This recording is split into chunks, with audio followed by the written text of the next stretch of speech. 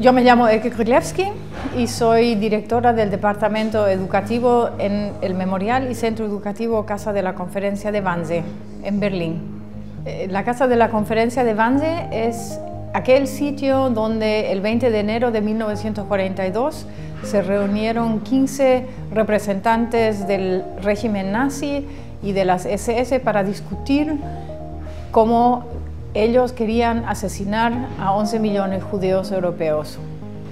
Bueno, yo creo que por lo menos uno de los mayores desafíos que tenemos hoy día es que los educadores y educadoras proyectan ciertos problemas a los jóvenes, o sea que hay prejuicios que los jóvenes no son interesados, hay prejuicios que porque la historia está muy atrás, que ya no se les puede interesar, etc.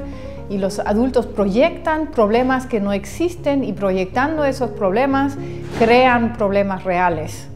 O sea, a partir de cómo uno se dirige a los jóvenes, a los grupos con los que uno trabaja, depende de uno mismo qué abierto va a estar el público para escuchar lo que tenemos que decir.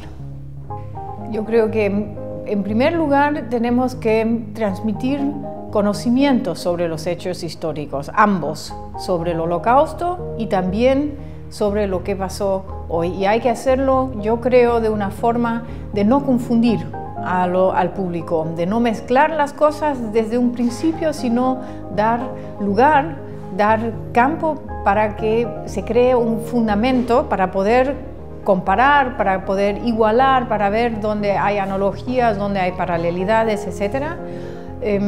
Porque para entender dónde están elementos parecidos en genocidios actuales, uno tiene que tener la base de conocimiento sobre la historia. Bueno, primero creo que es importante ver que las sociedades europeas todas han cambiado mucho. Si pienso en un país como Alemania o una ciudad como Berlín, cada cuarto alumno no es de origen alemán.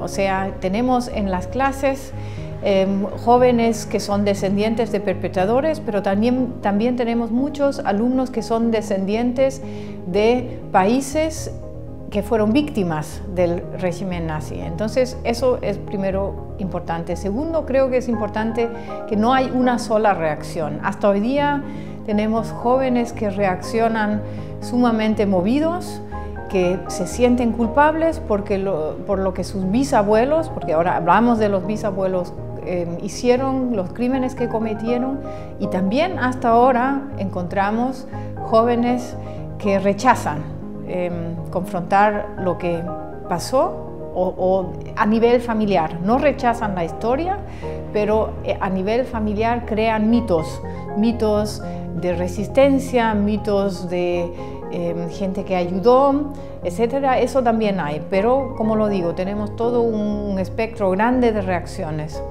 En Alemania por el momento es muy fácil porque nosotros vemos, desgraciadamente, de que los partidos de la ultraderecha que discriminan, que son xenófobos, etc., usan como base la ideología nazi. Comienzan a usar el mismo vocabulario, etc. Entonces en Alemania es muy fácil vincular porque uno puede tomar la historia y mostrar cómo usan las mismas cosas. En otros países creo que es más productivo hablar sobre estructuras, cuáles son estructuras si uno discrimina, cómo uno construye un dibujo de un cierto otro, etcétera, y para ver a nivel estructural dónde está la similaridad, pero al mismo tiempo creo que es importante también poner muy claro que el contexto en el cual la discriminación ocurre es uno que es muy diferente a la época entonces. Durante muchas décadas se ha tratado de enseñar a los jóvenes para que nunca más ocurra. ¿Y cómo se ha hecho eso? Ofreciéndoles la historia con todas las lecciones morales que tenían que tomar.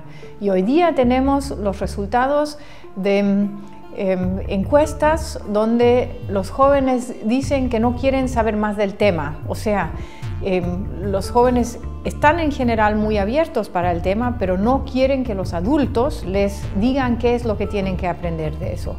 Entonces, es importante ofrecer la historia por el valor o por la importancia de la historia misma, y hay que tener confianza en que una persona que realmente se sume a la historia va a tomar las mismas conclusiones que nosotros hemos tomado. Y no ya desde un principio decirles ustedes tienen que aprender para no ser racistas, etcétera, porque la ambigüedad que está en eso es que los adultos les dicen a los alumnos que tienen que aprender eso y al mismo tiempo ellos no se comportan de esta forma. Y quizá, si me permiten un ejemplo, nosotros en Alemania en los memoriales vivimos con una situación muy ambigua. Nos traen a los grupos jóvenes, miembros del ejército, policías, etcétera, para que aprendan a ser democráticos en nuestras instituciones.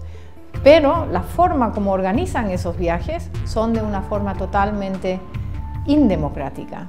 Y entonces, si uno quiere que otra persona aprenda a ser democrático, tiene que sentir, o sea, cómo es todo el proceso de organizar ese viaje, tendría que ser uno democrático, porque si no se crea algo que es totalmente ambiguo.